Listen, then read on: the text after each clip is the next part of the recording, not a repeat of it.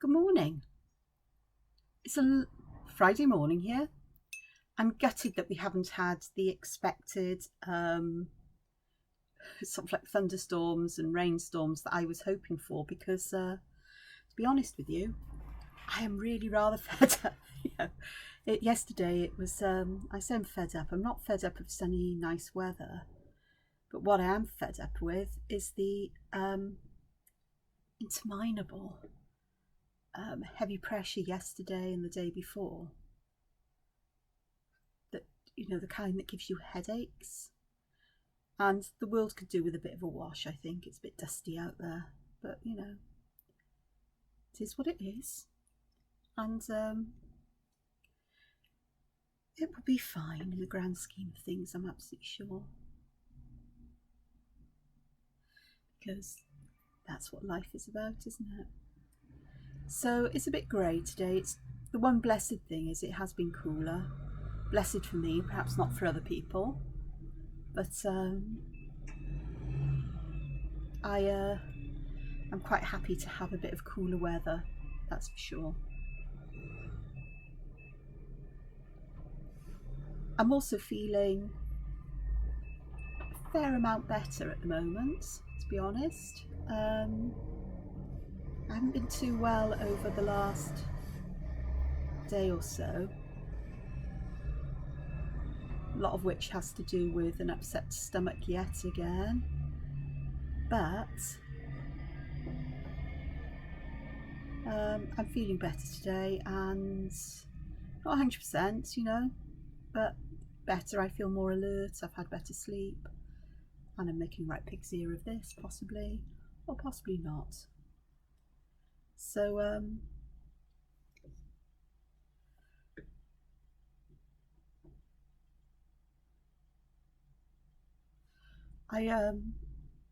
so that's a good thing. So what I'm doing here, I started this last night because I'm still playing with watercolour, and I was looking at a book yesterday, and for the life of me I can't remember what it's called, but I will start my Kindle, which you won't see, and then I can check on it. And I really love the artist's style, the way that they work with watercolour and drawing and so on. And I've had the book for quite a while, and there was an illustration that she'd done in there of fungi, mushrooms, and I love mushrooms. They do appear in my more doodle worldsy books. And it's called The Art of Creative Watercolour, Inspiration Techniques for Imaginative Drawing and Painting, and it's created by, got to open it again because I went to the wrong page. If I go to the cover, Danielle Donaldson. If I remember, I'll put a link in the box below because it is a beautiful book just to look at.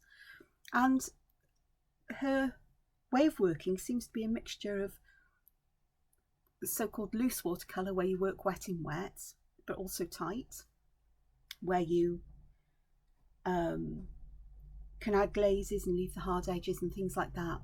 And she also draws in pencil, not pen. She uses pens like a white Posca pen to add white dots, and pencils to, after the paint's dried, to add definition to the lines.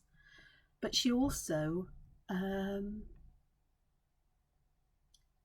she'll also use things like artist's pen to add depth of colour and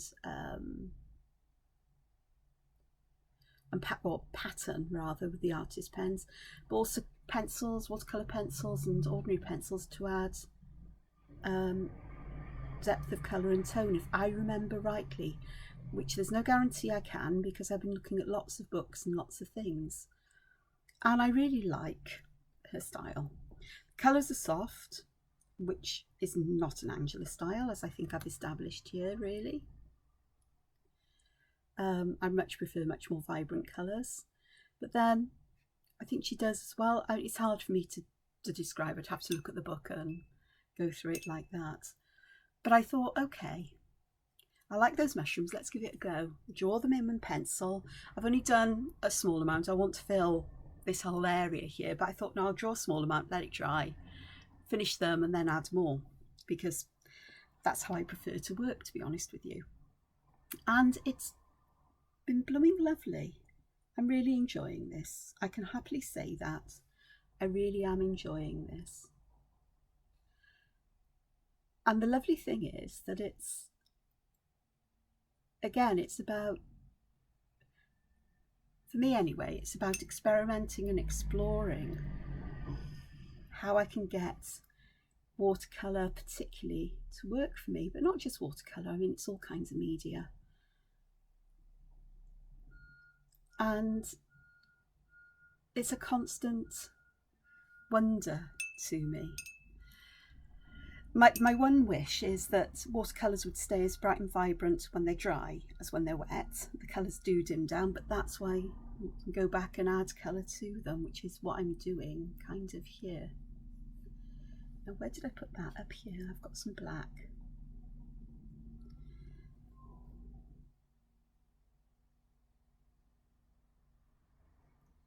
Because I do like, well, I'm all about contrast, you know.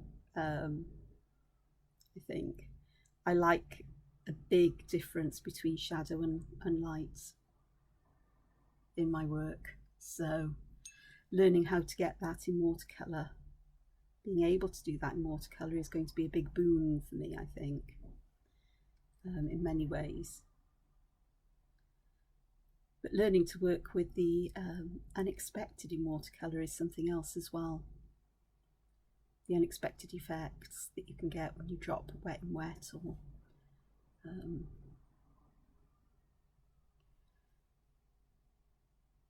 one colour into another, but also using things like salt on there to give texture. Well, I forgot to bring some salt upstairs. I need to get a pot to keep some in and keep it upstairs, and to get some really big rock salt as well, or chunkier salts than I've got, the usual table salt. So it's all good fun. It's all lovely for me to do and to use, and just playing with the colours is great fun.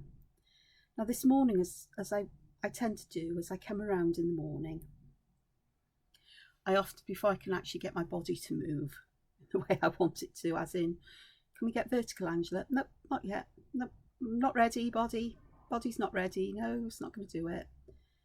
So oh, I've got some colour bleeding in there from that mushroom. I don't mind that. Said unexpected highlights here and there, and expected effects, that's fine. I forgot that was still wet. So yeah, so this morning, as I was trying to convince my body it needed to move and head towards the bathroom, and my eyes to work properly, and yet alone my brain and my mouth to work somewhat in concert together, I was watching, was it when I was in bed? No, it wasn't. It was while I was having breakfast. Yeah, I've already had breakfast, which is a sign that I'm feeling a tad better today, I think. Anyway, couple of, well, one in full, because I went to the one rather than, I'm waffling. Right, I was watching a video on YouTube by The Mind of Watercolour, which is a watercolour artist who I followed on and off. Well, I follow vaguely, I watch videos by them occasionally. Always interesting. But this one caught my attention kind of, because he had a bit of a rant about, and I say a bit of a rant, it wasn't really a rant, I wouldn't have classed it as a rant at all, to be honest, but just sharing his views and opinions on some things that irritated him, that other artists can say. And it was sort of like, which is better, tight watercolours or loose watercolours? Tight is very where you use them to create very realistic paintings, lots of detail and so on. Loose is more where it's wet in wet and very stylised, I suppose, and quite abstract. illustrations in some ways, or the colours are allowed, it's working with the way colours flow and work. To me, it doesn't matter. Neither does it to him. You know, it's not that one technique is better over another. It's what the way you like to work, what your own personal aesthetics are, what works for you. And that was nice to hear someone else say, because too often people are very opinionated. This way is my way and it's the only way to do things. And I've always been of the opinion, well, it works for you. That's what you like. Doesn't mean it's going to work for me, ever, you know. And, but there's always something nice when somebody echoes what you say. But also I'd add to that it's important not to stick to one style unless you really have found that one thing that you really, really love. And yet mastery is important of skills, but I also think it's important to spend time just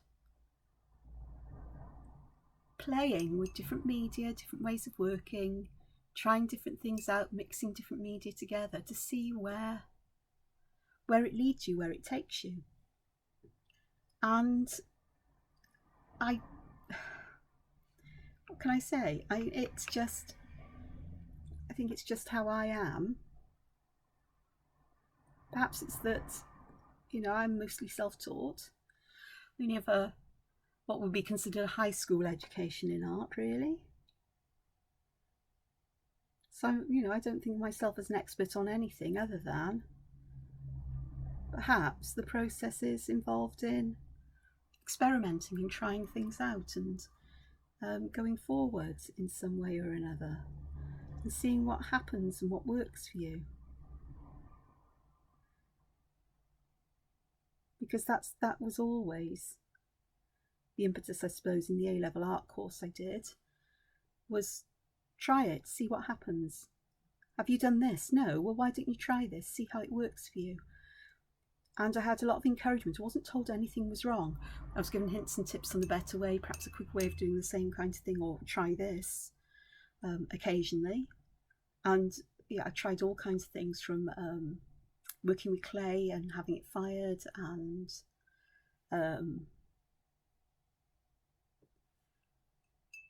textile work, both kinds of, I suppose, embroidery, you know, sort of like mixed media in textiles, and not tapestry, weaving, painting, drawing, using oil paints, acrylics, which I do not like. I do not like slimy stuff, so I'm hesitant to explore gouache again, because gouache is a bit gloopy and sticky for my liking. But we'll see. I'm loving how these watercolours are actually bleeding into the wet areas, because I'm talking and not being all that careful with my brushwork, aren't I? So, but I can live with that. I do want a lot more purplish colour here. So this is a rather strange brown, you know, strange colour mushroom, because I'm using paints that are on my palette without really knowing what I've mixed. Not a good plan, I suppose, but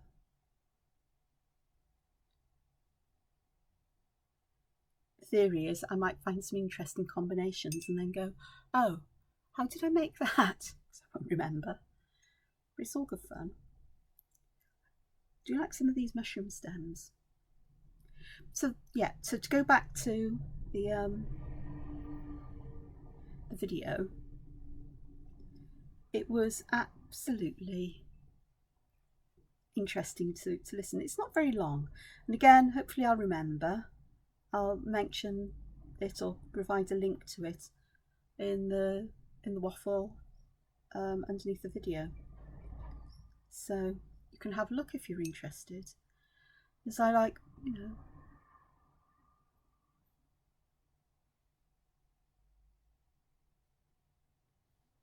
I think I can get a bit irritated by people who think that one way is better than another. And I think that's where I've had troubles in accepting that the way I work in digital art is fine. It's my way, and that's okay. It doesn't mean it's right for you or right for anybody else. but I end up with work that I like, that makes me smile often. And that's the thing. It's about art. You know, it's expressing myself. And if I don't like what I've created, if I don't smile at what I'm creating, then I'm missing out. Something is missing somewhere. Something isn't right. And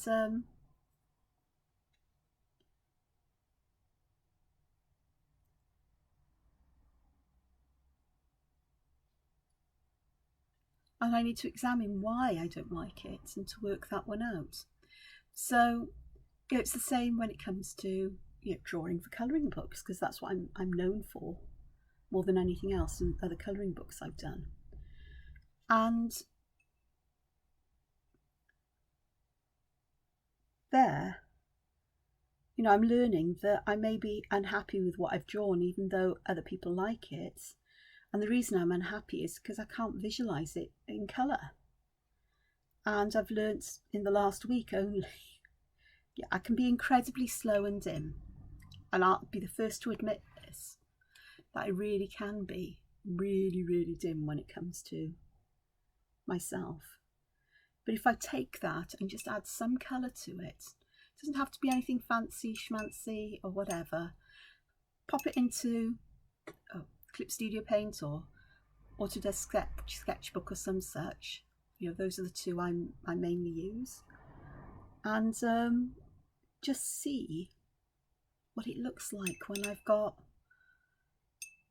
glorious colour added there. And often it surprises me as to how wonderful it actually is. And I get really heartened by it then. I say wonderful, you know, I can go, yeah, that's good enough. And I'm happy with something if it is good enough, to be honest with you. Good enough is good enough for me, for sure. How's that? If I try to touch, decide what colour I'm going to pop there. I think I might make a purpley blue actually. I've got this blue here, let's add some purple. A bit more purple, I think. Yeah, I'm a bit OCD about keeping colours quite distinct from one another. Clean as well in the little pans here. That should be fine. Where was I going? I was going over here, wasn't I? Or was?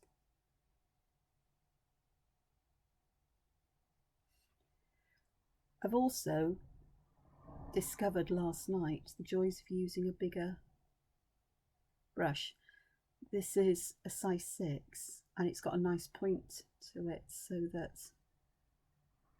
I can get into little nooks and crannies. All I need to do is be aware of how much pressure I'm putting on the brush tip.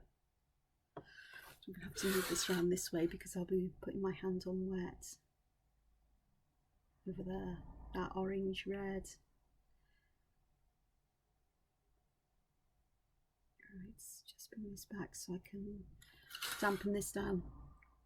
Something else I learned last night is that I do find it quite hard to see where, if I was to put wet, plain, clean water down in places where I want to drop in wet colour. I find it incredibly difficult to see where the page is wet, even with, you know, oblique light or moving my head to try and catch the reflection. And that can make it awkward then to continue painting. So I just use a very pale version of the colour that I want to add in. You know, this could be quite nice. I've got a hair in here somewhere. Pick up a bit more of that lovely blue, more intense, because that will dry down.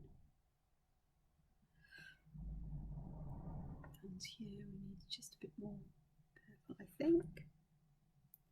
This is dried, but it's no big problem because I'll just go and glaze over the top, and then definitely picked up a hair here. Then I can just drop some in and just let it do what it's wants to do its magic. Said I wish I'd bought some salt up, but you know, that's okay. And obviously these are just basic outlines here really of colours, and I'm going to take a leaf out of Danielle Donaldson's book and use a 0.3mm pencil to darken the lines where I want them and to add some more detail to them, so to add the gills here, and to use white gel pens perhaps. I do have a bit of a thing for metallic watercolours, so I wouldn't be too surprised if metallics didn't appear on here as well. You know, can't help that. You know, again, it's who I am.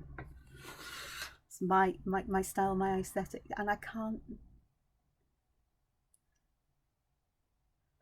stress that enough. You know, art should be a very personal thing to do. Yes, you can learn from people whose art that you like. I keep doing courses and buying books, and I go, I really love their art. Let's give this a go and see if I can make this work for me. And the chances are I'm not going to. But I learn in the process. I'd like to think I learn in the process. Whether I'm improving or not, I don't know. But it's important. It's the same with because I did some art teaching while I was doing my A-level, AS and A-level. The art department said, right, you can teach some lessons. They knew I was really good, had a good relationship with the special needs classes. How about, you know, teach special needs? Yeah, love to. And it was fabulous. And I learned very quickly that my taste in colour combinations and colours is not always those of the pupils. And so I never criticised their colour choices in any kind of way. They decided those were the colours they wanted to use. As long as they hadn't grabbed the first one to hand and they could, you know, they said, yeah, these are the colours I want to use, and so on, we went with it. And the way that they drew, it was always very personal to them, bearing in mind that some of them had motor control problems and so on, but as well, which made things even more interesting and unique. But it was their creativity, but more importantly, building up their sense of self-esteem or their belief that they could do art.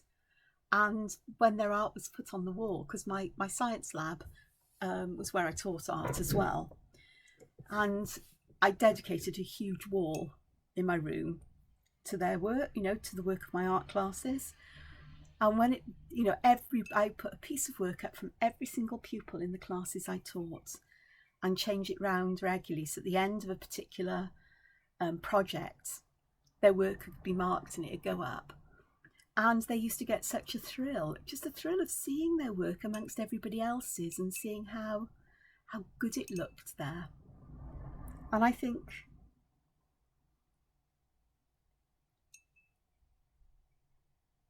that process of creativity, that experience to just express yourself and be yourself, however this works for you, is one of the most wonderful things that I think anybody can do. And to have that confidence to say, or that belief is, well, other people might not like it, but this is how I like to create things. This is me. This is what I'm doing today. And the different ways that people can use art as well. Obviously we have commercial artists and illustrators and graphic designers and so on. But then there are people who create art just for the pleasure of being creative. I've got a lovely book that is about, I think it's called Watercolour for Calm, or Finding Calm in Watercolour, something like that. Again, if I remember, hopefully I will. If not, I'm sure somebody will tell me if you listen to this. You know, I don't mind if you do or not. It's entirely up to you. Well, it's just about playing with watercolour for the sheer pleasure and relaxation of watching the magic of watercolour flowing, damp into damp, colours mixing with very little control. I think that's what I find the hardest about watercolour, is that I'm having to learn to let go and just let things do what they want to do. Not easy for me when it comes to art, because I am quite a precise artist in the way I draw, the way I do everything really. But here I'm putting some colour into this. It's indigo into yellow ochre, and I'm just letting it flow and just leaving it as it is. The whole point of this is I've got no references, just to shapes of mushrooms that you'll recognise them from my colouring books if you know those. I love them, but there's some elements of, from observation from more accurate drawings, but I'm basically using simple shapes and forms. The colours, I've got no idea whether any of these are real or not, and that's not the purpose. The purpose is for me to just enjoy what I am doing, and I've discovered that I really do love sepia in this from these mission gold colours, the Mugello, as a kind of shadow. Now for these bits here, I'm going to be using like a white gel paint or gel pen to add colour here. Now this is picking up some of that red. This is it's hot pressed, very smooth, very white watercolour paper. It's botanical watercolour paper. What's the brand? I'll have a quick look. It's here somewhere. Botanical Ultra Smooth RKB Fat Pad. This is an A5 size, and it is lovely. And I'm actually using the back side of paper because this is a sketchbook, so this is deliberately bought for me to try things out in, to play around in, and to enjoy, just enjoy whatever it is I want to do. I'm going to add some yellow ochre in here simply because I can, and I want to see what happens, because I know that I have some fantastic Posca pens lurking, and I'm happy to allow things just to spread and to happen, to be honest with you. Okay, let's add some of this here.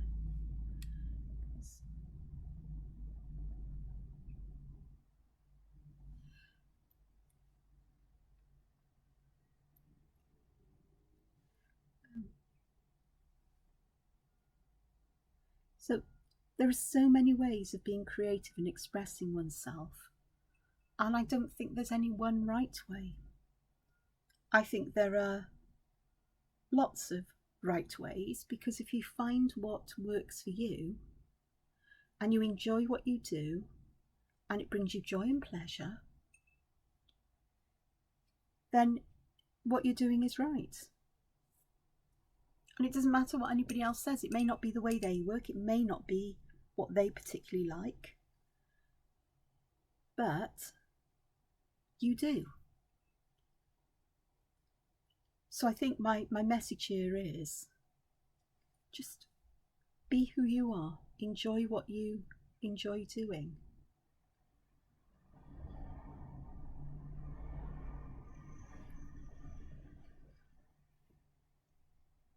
Show your work or not. If you're not happy with what you've created, for whatever reason, then work out why you're not happy with it and learn from it. There's no such thing as a wasted time or wasted art if you stop and look and reflect and work, well, that worked, and I'm judging the whole of this artwork based on that one thing there that I don't like. So why don't I like it, and what can I learn from it? And sometimes you put things to one side, and what you think is a horrible glaring mistake, because mainly it's because it didn't work the way you expected it to or wanted it to, when you come back to it with fresh eyes, you realise that, well, actually, that actually worked out okay. I quite like that now. And remembering how you got there, how you created that look, that effect, or the colour combination you used that worked in a way that you didn't expect it to. These are things that make art a constant surprise and a delight as well. They really, really do. And I do this all the time. I don't show all the art I create, because some of I'd be showing you hours and hours of stuff a day, which is ridiculous. But there are times when things don't work out. They don't.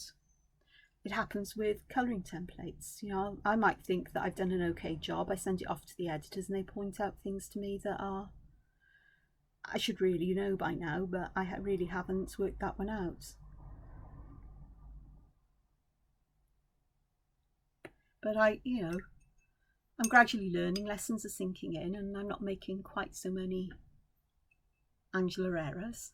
I won't say schoolboy or schoolgirl errors. Try and bear these things in mind when I'm working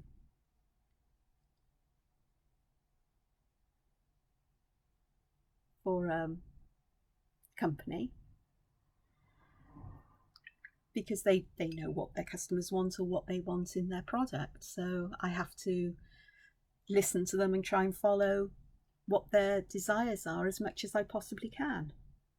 But that doesn't mean in my own personal work I can't do as I want as well. Although I'm sure that these different things do spill over one into another, you know. They're bound to. Because that is the nature of learning and lessons. You know, I quite like things that fall half off, out of the frame that I'm drawing in, because it's like looking in a window, looking through a window and just seeing part of the whole world out there. Photography is the same. It gives you a window, but you don't know what else is around outside the field of view. And you will get things cut off, but that's not something they particularly like for colouring book illustrations, it seems. It depends what it is. I mean, you know, if I'm doing a garden and you want flowers right up to the edge and so on, I can do that. But smaller motifs like stars and so on, they prefer to have whole stars there rather than some that are cut off on the frame.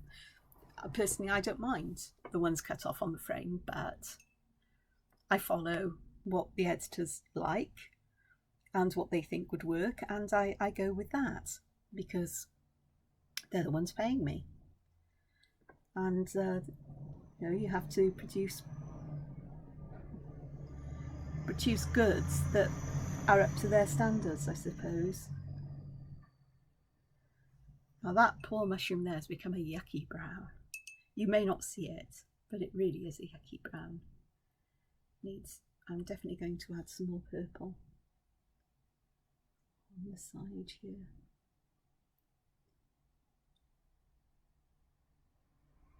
But then again, you know, uses of gel pens and coloured pencils, if necessary, will adjust the colour on the other side. I haven't done much on the course of late, because I've had new watercolours to play with and to get used to. But I've been doing a course on Domestica about botanical sketchbooking. Can't remember the title, but it's by Lapin, who's lovely.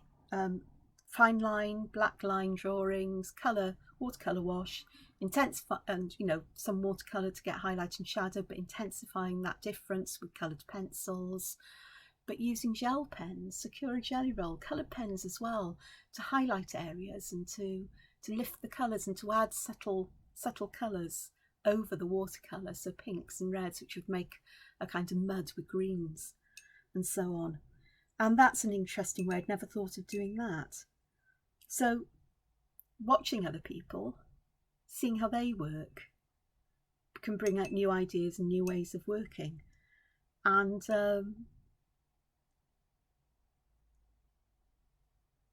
it's all well and good, you know.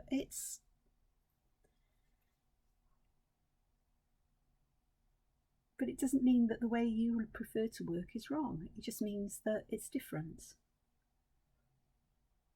It doesn't mean that your skills are perfect, because I don't think anybody's skills are ever perfect. I think we're always learning, growing and developing, and not just in terms of skill level, but in terms of outlook on life and life experience, and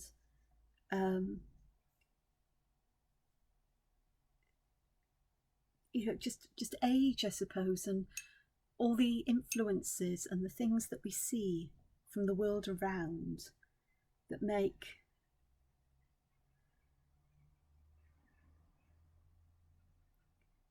we absorb them, and it becomes part of us. So things are going to change over time. And I think that is how it's supposed to be. It's how we grow as individuals, as people. And it's recognizing that life changes us, good and bad.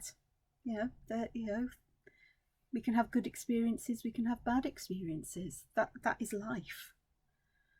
And there isn't much that we can do about it. You can hear me shuffling things around because I was looking for a particular colour.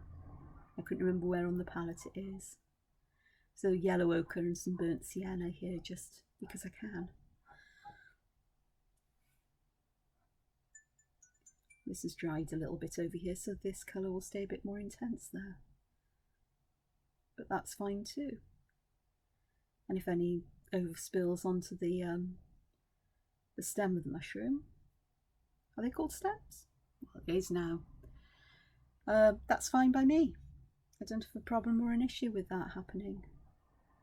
And because I've re-wetted some areas, I can just drop some more colour in and intensify some of those before they dry too much. This is the fun and the magic, is that I have no control about where this colour will spread or how it will spread, other than judging how wet the paper is. And I'm not very good at judging that yet. And it's different for each kind of paper you use as well, so. But this is, I'll go back to sepia because I really like this sepia. Van Dyke Brown is pretty cool as well, and I'd never have thought I'd have said, actually, I really like these colours. Just add some to add that hint of darkness. Just a bit. Again, if the lines of the areas become a bit wobbly, I'm fine with that, because I will be doing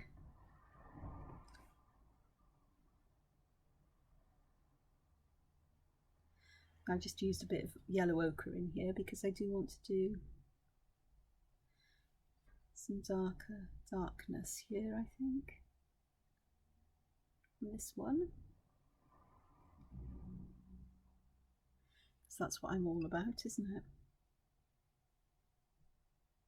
But I think some brown would look quite cool in there. Tell you what else I'm going to add. So the indigo in this set isn't very blue, it's quite grey, but I do like it. And I have put it with the blues rather than with the neutrals, simply because I know where it is then. But it adds this lovely, I don't know, plays well with some with all colours, I think. That'll be quite interesting there. Oh, there we go.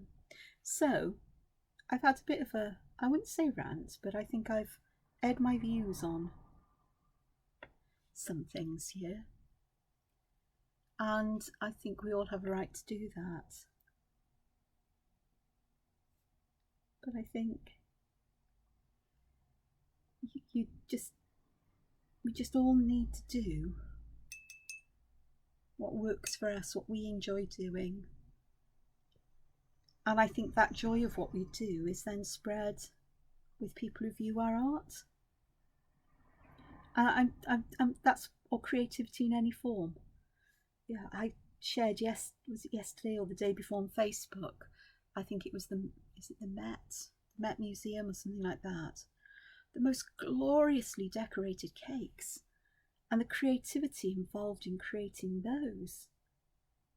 You know, the cakes are that particular person's canvas. It doesn't have to be with watercolour or oils or pencil.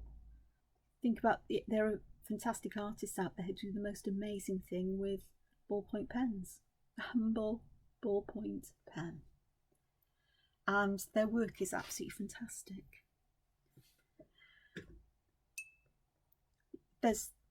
And then you've got art journalists who everything is about mixed media, and a lot of it can be quite naive in style, and I love what they do. I've tried art journaling and it's not for me. It's not that I don't like it, it just doesn't grab me or engage me particularly. What does is drawing, adding colour, abstract really can work really well for me. Whimsical works quite nicely as well, I suppose. That's an unusual colour combination.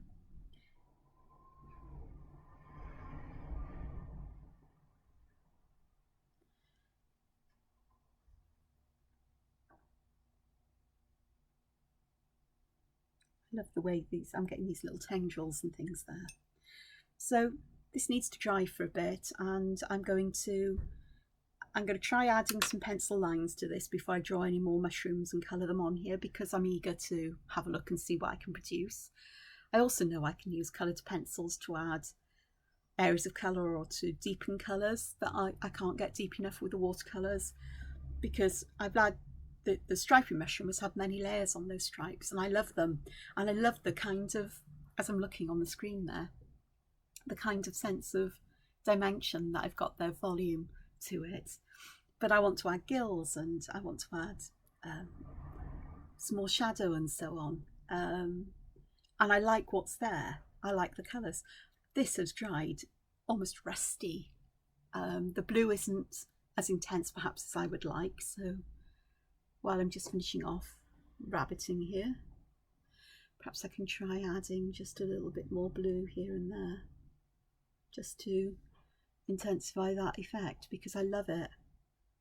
I do have a bit of thing about rustiness, things that are rusty and so on.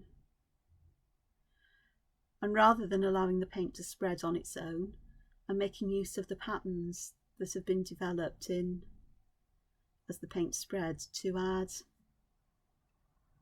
some more paint to keep it so it looks like it's a deliberate addition, not just anything slapped down. So making use of what's there. So this has been fun.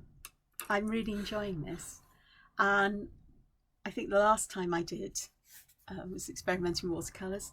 It was this one with the black lines, the whimsical art, which is fine. It is what it is. But I think I did prefer this one without the black lines. I think I made a mistake going over them, but it's no problem. It's just paper and paint and pen and time. I learn. Great if that's, I do love my column and cactuses there. The rest of them, cute, yeah, but out of place here. But this, I really am enjoying. And thank you to Danielle Donaldson for her book. She didn't send it to me, I've bought it myself, but for creating that book. And, you know, the miracle of Amazon for me finding it. I've had this book in my stash on my Kindle for over a year. But I'd just like to say thank you for joining me. This is a long video, so I am going to put the full version up. So if you want to listen, you can. But I will put a speeded up version for those who perhaps prefer the speeded up ones. So thank you for joining me. Thank you for watching. If you've enjoyed what you see, consider giving a thumbs up, and perhaps consider subscribing to the channel for more videos like this, I suppose, and and others, different kinds of art. Sometimes my perspective on life, sometimes I have nothing much to say, so it's a time lapse, but thank you. And until we meet again, take care of yourselves, be safe, be well. Bye bye for now.